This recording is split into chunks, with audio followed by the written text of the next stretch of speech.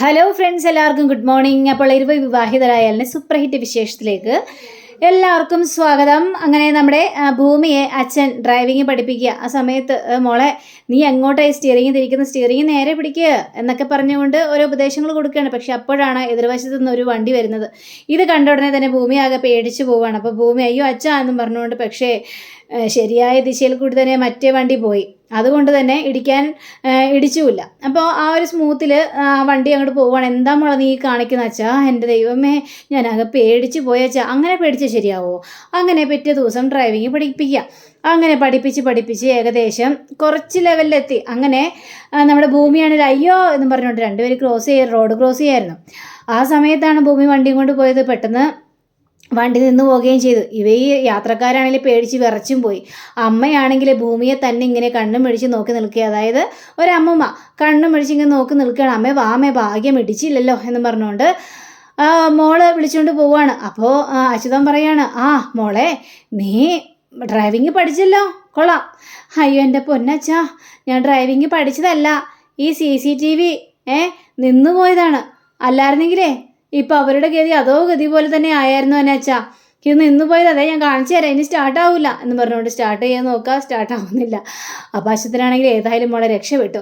അങ്ങനെ അവസാനം വണ്ടി ഓടിച്ച് നമ്മുടെ ഭൂമി നല്ല രീതിയിൽ തന്നെ വണ്ടി ഓടിക്കാനായിട്ട് പഠിച്ചു. മോളെ കൊള്ളാം, എനിക്ക് ഇഷ്ടപ്പെട്ടു, നല്ല അടിപൊളിയായിട്ട് തന്നെ ഇപ്പോൾ വണ്ടി ഓടിക്കുന്നുണ്ട്. എനിക്ക് ലൈസൻസ് കിട്ടിയല്ലോ അച്ഛാ, ഇനി ഞാൻ എന്തിനാണ് പേടിക്കുന്നത്? ഇനി പേടിക്കാനൊന്നുമില്ല. മോൾക്ക് ലൈസൻസും കിട്ടി, നന്നായിട്ട് വണ്ടി ഓടിക്കാനും പഠിക്കുകയും ചെയ്തു. പക്ഷേ ഈ മനുഷ്യൻ്റെ കാര്യം പോലെ തന്നെയാണ് മോളെ വണ്ടിയുടെ കാര്യം. എപ്പോഴാണ് എന്താ സംഭവിക്കുന്നതെന്ന് പറയാനായിട്ട് പറ്റില്ല. അതേപോലെ തന്നെ അച്ഛനുവേ പെട്ടെന്ന് അങ്ങോട്ട് പോയി കഴിഞ്ഞാൽ, ഒരു പക്ഷേ അച്ഛൻ പെട്ടെന്ന് മരിച്ചു പോയി കഴിഞ്ഞാൽ മോൾ എന്ത് ചെയ്യും മോളെ? ഇത് കഴിഞ്ഞപ്പോഴേക്കും ഞാൻ എന്ത് ചെയ്യാൻ അച്ഛാ? അച്ഛനെ കുഴിച്ചിടും, എന്നിട്ട് അവിടെ നിന്ന് നൃത്തമാടും. എന്താ അതുപോലെ? കൊള്ളാം, എൻ്റെ മോളും മിടിക്ക് തന്നെയാണ്. അപ്പോഴേ ഞാൻ സ്വർഗത്തിൽ പോകാൻ നേരത്തെ, സ്വർഗത്തിലല്ല നരകത്തിൽ, ശരി അവിടെയെങ്കിൽ അവിടെ പോയി കഴിയാൻ നേരത്ത് ഞാൻ എൻ്റെ മനസ്സുകൊണ്ട് പറയും, എൻ്റെ മോള് എന്നെ സന്തോഷത്തോടു കൂടി തന്നെയാണ് പറഞ്ഞയച്ചതെന്ന്. ആ ഒരു സന്തോഷത്തിലായിരിക്കും ഞാൻ. അച്ഛാ, എന്തിനച്ഛ ഇപ്പം ഇങ്ങനത്തെ വർത്തമാനങ്ങളെല്ലാം പറയുന്നത്? അച്ഛന് ചുമ്മാ അങ്ങോട്ട് ഇരുന്നാൽ പോരെ? ഞാൻ ചുമ്മാ ഒരു കാര്യത്തിന് പറഞ്ഞെന്നല്ലേ ഉള്ളൂ. അച്ഛൻ പോയാലും എൻ്റെ മോള് സങ്കടപ്പെടരുത്, കരയരുത്. എൻ്റെ മോള് കരഞ്ഞാലേ അച്ഛനത് സഹിക്കാൻ പറ്റില്ല. അച്ഛൻ്റെ മനസ്സും വേദനിക്കും, പിന്നെ അച്ഛൻ്റെ ആത്മാവിനെ ശാന്തി കിട്ടില്ല എന്നൊക്കെ അച്യുതൻ ഇങ്ങനെ പറയുന്ന കാര്യങ്ങൾ മുഴുവനും ഭൂമി രാത്രി ആ കാറിൻ്റെ ഉള്ളിൽ തന്നെ ഓർക്കുന്ന കാര്യങ്ങളാണ്. അതെല്ലാം ഓർത്ത് കഴിഞ്ഞപ്പോഴേക്കും ഭൂമി വീണ്ടും പൊട്ടി ഇങ്ങനെ കരയാണ്. എൻ്റെ അച്ഛൻ എൻ്റെ കൂടെ ഇപ്പം ഇല്ലല്ലോ അച്ഛാ, ഇതിന് മാത്രം എന്ത് തെറ്റാണ് അച്ഛൻ ഞാൻ ചെയ്തത് എന്നൊക്കെ ആലോചിച്ചുകൊണ്ട് തന്നെയാണ് നമ്മുടെ ഭൂമി ഇരിക്കുന്നത്. അമ്മയാണെങ്കിൽ ഇല്ല, ആരുമില്ല, തൻ്റെ അടുത്ത് ആരുമില്ല, ഒരൊറ്റപ്പെട്ട ഒരവസ്ഥയിലായി പോകുന്ന ഒരു സമയമാണ്. അങ്ങനെ പിന്നീട് കാണിക്കുന്നത് നമ്മുടെ അഞ്ജനയാണ്. അപ്പം അഞ്ജനയാണെങ്കിൽ പതിവ് പോലെ തന്നെ ഫോൺ നോക്കി ഇങ്ങനെ കളിച്ചുകൊണ്ടിരിക്കുക. ആ സമയത്ത് ഭവാനി വന്നിട്ട് അഞ്ജനെ എന്ന് പറഞ്ഞിട്ട് ഒച്ചത്തിലൂടെ, എൻ്റെ അമ്മേ, എന്തിനാ അമ്മ ഇങ്ങനെ സ്പീക്കർ ഫോൺ പോലെ വന്ന് പേടിപ്പിക്കുന്നത്? അമ്മയ്ക്ക് പതുക്കെ സംസാരിച്ചൂടെ? അമ്മ എന്തിനാ കിടന്ന് പേടിപ്പിക്കുന്നത്? എടി അഞ്ജനെ, നിനക്കൊരു കാര്യം അറിയോ? ഈ പട്ടിയുടെ വാല് കൊള്ളിട്ട് എന്താ സംഭവിക്കുമെന്ന് നിനക്കറിയാവോ? ഇല്ല, എനിക്കറിയില്ല. പട്ടിയുടെ വാല് കൊള്ളിട്ടിട്ടുണ്ടെങ്കിലേ അത് നിവരൂല, അതെപ്പോഴും വളഞ്ഞു തന്നെ ഇരിക്കുള്ളൂ. അതേപോലെ തന്നെയാണ് ചിലവർ. തിരിഞ്ഞപ്പോഴേക്കും ചില മനുഷ്യന്മാരുടെ ഗതിയും അതേപോലെ തന്നെയാണ്. ഈ ചില നട്ടെല്ലുണ്ട്, ആ നട്ടെല്ല് ഒരിക്കലും നേരെ നിൽക്കില്ല, എപ്പോഴും വളഞ്ഞു തന്നെ ഇരിക്കും. അത് തന്നെയാണ്. ഞാൻ പറയുന്ന കാര്യങ്ങൾ മനസ്സിലാക്കണം. ഇവിടെ എത്ര സ്വത്തുക്കളാണ് ഉള്ളതെന്ന് അറിയാവോ നിനക്ക്? അതായത് ഈ അജയ്ക്ക് കോടിക്കണക്കിന് സ്വത്തുക്കളുണ്ട്. അതേപോലെ തന്നെ മുത്തശ്ശിയും കോടിക്കണക്കിന് സ്വത്തുക്കൾ അവന് കൊടുക്കുകയും ചെയ്യും. അതുകൊണ്ട് തന്നെയാണ് അജയെ വിട്ട് കളയരുത്, നീ അജയെ മുറുക്കെ പിടിച്ചോളണം എന്നൊക്കെ ഞാൻ പറയുന്നത്. നിനക്ക് പറഞ്ഞാൽ മനസ്സിലായോ? നീ എൻ്റെ മോള് തന്നെയാണോ എന്നൊക്കെ ചോദിക്കണം. അതെന്താ അമ്മേ, അങ്ങനൊരു സംശയം അമ്മയ്ക്കുണ്ടോ? അങ്ങനെയാണെങ്കിലേ പറ, എൻ്റെ അമ്മയെ ആരാണ്? അങ്ങനെയായിരുന്നെങ്കിലേ എൻ്റെ അമ്മയെ പോലൊരു പിച്ചക്കാരി ആവരുത്. എൻ്റെ അമ്മ നല്ല റിച്ച് ആയിരിക്കണം. അപ്പോൾ പിന്നെ ഒന്നും ആലോചിക്കേണ്ട ആവശ്യമില്ലല്ലോ. നിൻ്റെ നല്ലതിന് വേണ്ടി തന്നെയാണ് അഞ്ജനെ ഞാൻ പറയുന്നത്. അജയെ കൈവിട്ട് കളഞ്ഞിട്ടുണ്ടെങ്കിൽ അത് നിനക്ക് വലിയൊരു തിരിച്ചടി തന്നെയായിരിക്കും. എവിടെ അജയെ കൈവിട്ട് കളയാനായിട്ട് പോകുന്നു? ഞാൻ അവനെ കൈവിട്ടൊന്നും കളയില്ല. അവൻ എൻ്റെ പരിധിക്കുള്ളിൽ തന്നെ വരും അമ്മേ. പിന്നെ ആ ഭൂമിയുടെ കാര്യം നിനക്കറിയാലോ. അവള് നിസാരക്കാരിയല്ലെന്നറിയാലോ, അവളുടെ കാര്യമൊക്കെ എനിക്കറിയാം. പിന്നെ അത് മാത്രമല്ല, സത്യൻ്റെ മകൾ തിരിച്ചു വന്നാൽ എന്ത് ചെയ്യും? ആര്?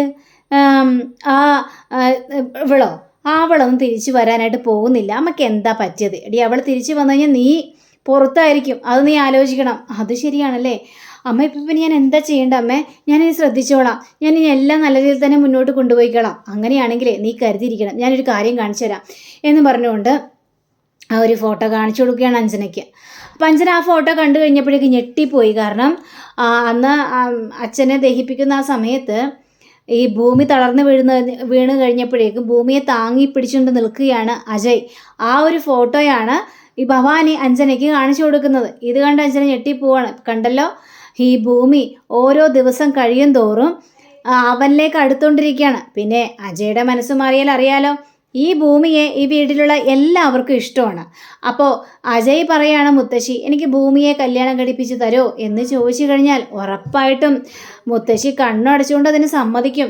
അത് നിനക്കറിയാലോ ആ കാര്യങ്ങളെല്ലാം. അയ്യോ അതെനിക്കറിയാം അമ്മേ, ഞാനിപ്പോൾ എന്താ ചെയ്യേണ്ടത്? അതുകൊണ്ട് തന്നെ എല്ലാം കരുതിയിരിക്കണം, നല്ല രീതിയിൽ തന്നെ മുന്നോട്ട് കൊണ്ടുപോകണം. നീ അജയെ സ്വന്തമാക്കാനുള്ള എല്ലാ തന്ത്രപ്പാടുകളും ചെയ്യണം എന്നൊക്കെ പറയാണ്. അങ്ങനെ പിന്നീട് കാണിക്കുന്നത് കുറച്ച് ദിവസങ്ങൾക്ക് ശേഷമാണ്. അപ്പോൾ കുറച്ച് ദിവസങ്ങൾക്ക് ശേഷം നമ്മുടെ ഭൂമി അച്ഛൻ്റെ ഫോട്ടോയുടെ മുന്നിൽ ഇരുന്ന് ഇങ്ങനെ കരഞ്ഞ് വല്ലാത്തൊരവസ്ഥയിൽ. എന്തിനാ അച്ഛ ഞങ്ങളെല്ലാവരും വിട്ടു പോയത് അച്ഛ? എന്നാലും അച്ഛനോട് ഈ ദ്രോഹം ചെയ്ത് ആരാണ്? അപ്പോൾ അവിടുത്തെ ഭൂമിയുടെ കടയിൽ നിന്ന് വെച്ചാൽ ആ ചേച്ചി ഭൂമിയുടെ വീട്ടിലേക്ക് വരികയാണ്. അടുക്കളയിൽ കയറിയപ്പോഴേക്കും ഭൂമിയുടെ ആ ഒരു കാര്യം ആലോചിക്കുകയാണ്. അമ്മ പറഞ്ഞ കാര്യങ്ങളെല്ലാം, അതായത് അംബിക പറഞ്ഞ കാര്യങ്ങളെല്ലാം ആ ചേച്ചി അവിടെ നിന്ന് ആലോചിക്കുകയാണ്. എൻ്റെ മോളെ പോലൊരു മോളെ കിട്ടിയത് ഞങ്ങളെ ഏറ്റവും വലിയ ഭാഗ്യം തന്നെയാണ്. ശരിക്കും പറഞ്ഞാലേ അവൾ ഇങ്ങനെയൊന്നും ജീവിക്കുന്നൊരു കുട്ടിയല്ല. ഞങ്ങളുടെ മോളായി പോയത് കൊണ്ടാണ് അവൾ ഇങ്ങനെയൊക്കെ ജീവിക്കേണ്ടി വന്നത്. കാരണം അവൾ +2 കഴിഞ്ഞപ്പോഴേ അവൾക്ക് നല്ല മാർക്കായിരുന്നു. പിന്നെ അവൾക്ക് മെഡിസിന് പോകാനായിരുന്നു താല്പര്യം. ഞങ്ങൾ പറഞ്ഞതാ പൊയ്ക്കോളാനായിട്ട്. അന്നേരം അവൾ പറഞ്ഞു, അച്ഛനെ തനിച്ചാക്കിയിട്ട് ഞാൻ എങ്ങോട്ടും പോകുന്നില്ല എന്ന്. അത് അവൾ അതുകൊണ്ടൊന്നും പറഞ്ഞതല്ല, ഞങ്ങളുടെ കയ്യിൽ അവളെ പഠിപ്പിക്കാനുള്ള പൈസ ഇല്ല എന്ന് അവൾക്ക് നന്നായിട്ട് തന്നെ അറിയാം. അതുകൊണ്ട് അവളുടെ സ്വപ്നങ്ങളും ആഗ്രഹങ്ങളും ഒക്കെ മാറ്റിവെച്ചു. ഞങ്ങൾക്ക് വേണ്ടി അവൾ ജീവിച്ചു. ഒരു കണക്കിന് ഡിഗ്രി പാസ്സായ അവൾ, അത്രയും മാത്രമേ ഉള്ളൂ. ഇപ്പോഴേ കണ്ടില്ലേ, ഒരു കോഫി ഷോപ്പിട്ട് അവൾ ഞങ്ങളുടെ കുടുംബം നോക്കുന്നു എന്ന് പറഞ്ഞ കാര്യങ്ങൾ മുഴുവൻ ആ ചേച്ചി ആലോചിക്കുക. അപ്പോഴും നമ്മുടെ ഭൂമി അച്ഛൻ്റെ ഫോട്ടോയുടെ മുന്നിൽ നിന്ന് മാറിയിട്ടില്ല. ഫോട്ടോയുടെ മുന്നിൽ നിന്ന് ഇങ്ങനെ കരഞ്ഞ് പ്രാർത്ഥിക്കുകയാണ്. അപ്പോൾ ആ ചേച്ചി വന്നിട്ട് പറയാണ്, അതെ അമ്മയ്ക്കുള്ള ഭക്ഷണങ്ങൾ മുഴുവനും ഞാൻ എടുത്തിട്ടുണ്ട്, എന്നെങ്കിൽ ഇത് വണ്ടി കൊണ്ട് വെച്ചോട്ടെ മോളെ എന്ന് ചോദിച്ചപ്പോഴേക്കും അമ്മ ശരി ചേച്ചി കൊണ്ടേ വെച്ചോ എന്ന് പറഞ്ഞു. അപ്പം ഭൂമി വീണ്ടും കരഞ്ഞ, അച്ഛാ ഞാൻ എന്ത് ചെയ്യും അച്ഛാ, ഞാനാകെ തളർന്നു പോയൊരവസ്ഥയിലാണ് അച്ഛാ. ഞാൻ എൻ്റെ അമ്മയെ കാണാനായിട്ട് പോവാണ്. എൻ്റെ അമ്മയുടെ അവസ്ഥ എന്തായെന്ന് പോലും എനിക്കറിയില്ല അച്ഛാ. ഒരിക്കലും എൻ്റെ അമ്മ അച്ഛനെ കൊല്ലില്ലെന്ന് എനിക്ക് നന്നായിട്ട് തന്നെ അറിയാം. പക്ഷേ എന്താണ് അവിടെ സംഭവിച്ചത് എന്ന് മാത്രം ഒരു എത്തും പിടിയും കിട്ടുന്നില്ല അച്ഛാ എന്നൊക്കെ ഇങ്ങനെ പറഞ്ഞുകൊണ്ടിങ്ങനെ കരയാണ്. അങ്ങനെ പിന്നീട് കാണിക്കുന്നത് ഭവാനിയും ബാക്കിയുള്ള മുത്തശ്ശിയും ബാക്കിയുള്ള എല്ലാവരും കൂടി സംസാരിക്കുക. അപ്പോൾ ഒരേ കാര്യങ്ങൾ പറഞ്ഞപ്പോഴേക്ക് മാധവനോടാണെങ്കിൽ അതൊന്നും ചെയ്യാനായിട്ട് മാധവൻ തയ്യാറാവുന്നില്ല. അപ്പോൾ അതെ, നമ്മുടെ നാട്ടിൽ എന്നും ദീപാവലി വന്നും പോയൊക്കെ കൊണ്ടിരിക്കുകയാണ്. അപ്പോൾ ആ ദീപാവലി നമ്മൾ എന്തെങ്കിലും ആഘോഷിക്കാതിരുന്നിട്ടുണ്ടോ മാധവ? അതില്ലമ്മേ. അതേപോലെ തന്നെയാണ് മാധവ ഓരോ കാര്യങ്ങളും. അപ്പോൾ അതിൻ്റേതായ സെൻസിലും കാര്യങ്ങളൊക്കെ എടുക്കണ്ടേ മാധവ? ഈ പ്രാവശ്യത്തെ ദീപാവലി അടിച്ചു പൊളിച്ച് ആഘോഷിക്കണം നമുക്ക് എന്നിങ്ങനെ പറയുമ്പോഴാണ് നമ്മുടെ അജയ് അങ്ങോട്ട് വരുന്നത്. അപ്പോൾ അജയ് വന്നു കഴിഞ്ഞാൽ കുറച്ചും കഴിഞ്ഞപ്പോഴേക്കും സത്യനും വരിക. അപ്പോൾ സത്യനെ കണ്ടു കഴിഞ്ഞപ്പോഴേക്കും ഭവാനി അവിടെ നിന്ന് എണീറ്റ് മാറി നിൽക്കുകയാണ്. അപ്പോൾ സത്യം പറയുകയാണ്, അതെ ഞാനൊരു പ്രധാനപ്പെട്ട കാര്യം പറയാൻ വേണ്ടിയാണ് വന്നത്. ആ ഭൂമിയുടെ അച്ഛനെ കൊന്ന കേസ് പറയാനാണ് വന്നത്. ഇത് കേട്ട ഭവാനി ഒന്ന് ഞെട്ടുകയാണ്. എന്താ മോനെ, എന്താ സത്യ, എന്തെങ്കിലും കണ്ടുപിടിക്കാനായിട്ട് സാധിച്ചോ? അല്ല, ഒരിക്കലും ഈ ഭൂമിയുടെ അമ്മ ഒരിക്കലും ഭൂമിയുടെ അച്ഛനെ കൊല്ലില്ല, അത് ഉറപ്പുള്ള കാര്യം തന്നെയാണ്. ആ സ്ത്രീയുടെ സംസാരവും രീതികളും കാര്യങ്ങളൊക്കെ വെച്ച് നോക്കുമ്പോൾ അങ്ങനെ കൊല്ലുന്ന ഒരു മാനസികാവസ്ഥയൊന്നും അല്ല. ഇതൊക്കെ കേട്ട് കഴിഞ്ഞപ്പോഴേക്ക് നമ്മുടെ അജയ് ആണെങ്കിൽ അതെ അത് പറഞ്ഞ സത്യം തന്നെയാണ്. അതായത് അവിടെ ആ കൊല ചെയ്യുന്ന ആ സമയത്ത് അവിടെ ഒരാളും കൂടി ഉണ്ടായിരുന്നു. അത് ഭൂമിയുടെ അമ്മയുടെ നാവിൽ നിന്നും എനിക്ക് മനസ്സിലാക്കാൻ പറ്റിയ കാര്യമാണ്.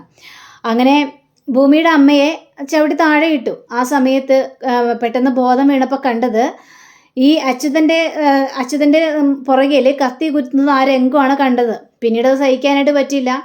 അങ്ങനെ അവർ ആ കത്തി എടുത്ത് വലിച്ചൂരി.